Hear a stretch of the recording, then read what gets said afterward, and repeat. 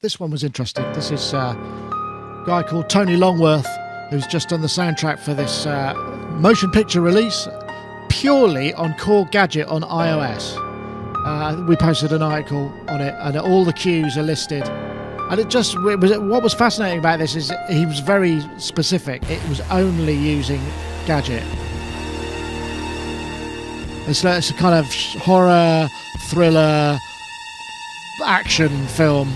Obviously, it's quite dark in places, but just the very fact of that is quite an impressive thing. And, I know sometimes we get criticised for not doing enough iOS, sort of maybe outside of the podcast. I mean, either you talk about it too much or not enough. It's really hard to tell, which one is the correct answer to that question.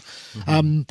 So, I don't know, Gaz, I know you're a big fan of Gadget. Are you surprised at this, or is this... Yeah. No, not at all. Well, the only thing that's a surprise that it's taken this long, really, because, Gadget is an incredible piece of software, and the way that it's expanded over the years as well is amazing. And I mean, when they've brought out things like the Wave Station, the additional and that becomes, and that's a very clever sort of ecosystem that Korg have pioneered in the iOS world. You buy like a full standalone thing like the Wave Station, and then it appears as some randomly named world city in Gadget. I have no idea what the naming is about that. Why certain genres of some sort of like Berlin School and I don't know. I think there's a few things like that, but a lot it gets really weird. I mean, well, actually, like because there is like a PCM sort of player thing, and it's called Glasgow. So like I don't know, working man's club in Glasgow, perhaps. Yeah, all right, yeah, I'm with it. I can see how that works actually. But I mean, Gadget is a really amazing piece of software. The way that automation works is absolutely super slick, and the interface is really, really good. And of course, you can do something people forget about. You can export your project out of Gadget on the iOS into an Ableton Live format, and it's then bing, you've got a full session view version in Ableton Live with everything rendered as audio files. I'm not sure if you can do it. I wonder if that's what he did using. Well, yeah, but but even still, you could do it totally in the iPad. There's enough of the automation, and there's some decent effects, and Korg know how to make things sound good. So that's why I mean this is a perfectly valid way of working. And in fact, pair of headphones, Gadget, maybe a little MIDI controller, but maybe not a MIDI controller, or maybe done with the step sequencing. In fact, the step sequencer is so fluid and easy to use. They kind of got it right from the very first release of Gadget. The sort of the piano roll editor. That's always been very intuitive. Some parts maybe not so intuitive in Gadget, but when you figure it out. But yeah, great. But of course, as I say, as a sort of as a way of being able to play all your kind of legendary old Korg keyboards and so you just as like really as the sound rack. I'd just like to point out Lady Aptitude scored a version of the Sonic Soul theme tune using Korg Gadget only. Hopefully I'll put the link to that in the show notes if I remember. Matt, I don't know whether or not you I mean, you're that I can see behind you that there's not a lot of iPads there, but there's a lot of modular stuff. I mean, do you I suppose that the concept of the technical limitation is a good one, and I guess the guy could probably, that means he could be working on his stuff on the bus home, on holiday, in bed, all of those things. Yeah. Whereas for the rest of us, we have to sort of be at the studio or at an instrument that will give us some sort of possibility of working those ideas out, right? Yeah, absolutely. I think it's really interesting what's going on here, and it's potentially a sign of the times and things to come as the iPad will develop. And as the integration of the apps will develop, we'll look back maybe 10 years' time and go, do you remember when that guy did that soundtrack? He was the first to do it maybe on an iPad, and that was it. And it might become a lot more commonplace. I really think it's a sign of times. And I think it sounds great as well. I had listened to it and I thought, if I was sat watching this at home, I wouldn't be sat there going, this isn't quite right. And it sounds a bit off. I really like it. The use of the effects is really good. The composition's really interesting as well. But I do still use iPads. mainly for MIDI note generation. So I'll plug it into something like the HerMod, which is a USB interface 8-channel sequencer module, and that just allows me to kick MIDI out, MIDI to CV conversion, and I'll use all sorts of different apps on the iPad to do that. That's great for me. There's some really interesting stuff. Any way of generating MIDI in really interesting ways, I'm big into, and there's loads of great apps to do that. That's one of the reasons I got the Korg bot as well. It's just into that straight away. Really, really interesting. Right, cool. Justin, I mean, I guess the iOS ecosphere, apart from maybe people selling used iPads, it's one that you guys don't really have much of a piece of. So it's hard for you to have any kind of sales measurement data on that kind of stuff. Or maybe I'm wrong. Yeah, I mean, so within our digital category on Reverb, we do list some apps that are free, primarily just for our users to kind of give them an entry point into the world of iOS music making, and it's, you know, it just continues to grow. I mean, I think, you know, even just looking at our mobile app, the Reverb mobile app, you know, we're just about at that point where the majority of our traffic and our community is accessing our experience on mobile. You know, so I mean, the trend there, I think, is totally clear. You know, to me, mobile music making is the future.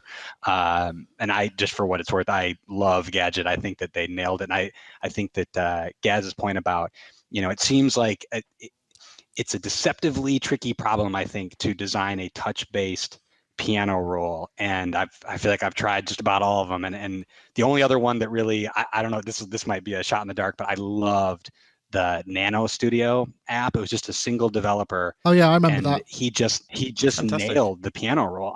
It was just intuitive. Yeah, it just worked like you would think if you were going to touch notes.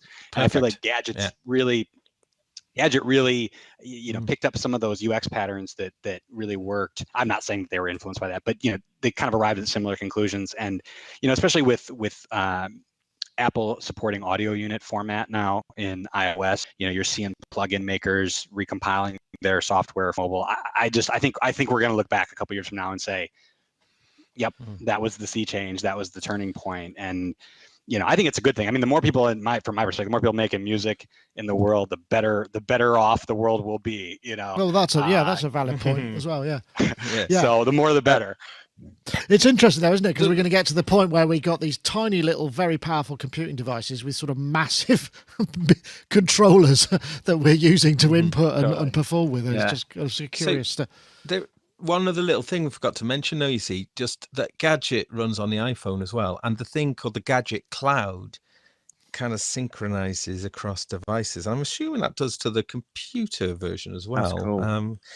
But the Gadget, you know, so that's the thing as well, isn't it? You know, it can go with you like on the phone. So that's well, they're not the first to do that. The Reason do that. No, of course they're not. But maybe their integration is just a better approach. But yeah, but there is that thing as well. The Ali, what's it called? Ali Hooper. I've never used it actually, but that's built in.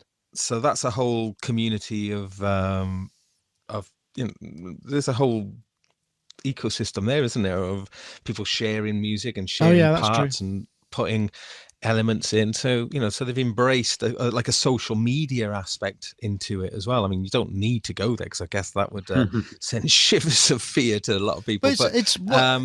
But it is interesting, isn't it? I mean, because looking at it, I mean, Korg are one of the. I'm hesitating to kind of make any other judgments on this, but aren't they kind of one of the only companies that have got the multiple threads of, you know, just the software, just the hardware, kind of right? You know, they've integrated, they've done great products in both categories. I think they're the only company who successfully got the iOS thing right out of the big ones. You know, Roland do support apps, and they've dabbled in other things, but not anything quite as succinct. And the Korg conversions of the iOS of the, as I mentioned about the Wave Station, they're not just straight recreations. They tend to sort of take that and then open it out. And like the WaveStation one is a really interesting one, the way it allows you to get into the nitty gritty of wave sequencing, which would have probably been horrid on the original one. So actually, so it's quite an interesting thing. So rather than being really purist in their return to their classic synths, they've kind of actually used the format to expand on. So, so kudos to them in that way, really, as well, to be fair. Yeah, absolutely. It's a workflow thing at the end of the day. I just can't see a lot of people that I know, and I still write for TV and adverts, going out and just doing this on an iPad and switching it up right away. There's particular tools that we all use, go-to plugins, and that make certain jobs easier. Yeah, exactly. Yeah, absolutely. It's a workflow thing, and these things just take time as a tide of new composers and producers come in who will start embracing this technology a little bit more, because an iPad and to buy the Korg Gadget is far cheaper than going out and getting a Mac and loading it up with a load of contact instruments perhaps and all that kind of thing. So accessibility for the new composers will drive forward this new wave of composition, I suppose, and work ethic. Yeah, I suppose that's the thing. I mean, as you become, Tony Longworth is actually he's been doing it for 25 years, so he's kind of gone around it in a slightly different way. But I mean, somebody who's starting off is like, well, this is all I can afford. This is the limitations I'm working with. Yeah. As you find that you've got to do more and more of this kind of thing, you tend to buy things that you think will make your job easier and give you more time on the job rather than figuring out how to do the job, I suppose. Yeah, if that makes sense. That's right. And I know I've got the hardware sat behind me, and I do stuff for adverts, and I will just use the modular and I'll record stuff down, but I'll make notes. And if I need to do retakes or change timbre of stuff, I can do that. I can patch something up pretty quick and get back and record that down or make edits within the box. So that's how I work. I'm just pretty quick at doing that, and it's a preference to just quickly repatch up a few oscillators, get that sound back, re-record the passage down, and re-send it off. That just, for me, that is so quick compared to if I was to get an iPad, load up the app, and that wouldn't be so quick for me. So right, no, what works for you again, exactly, whatever works for you.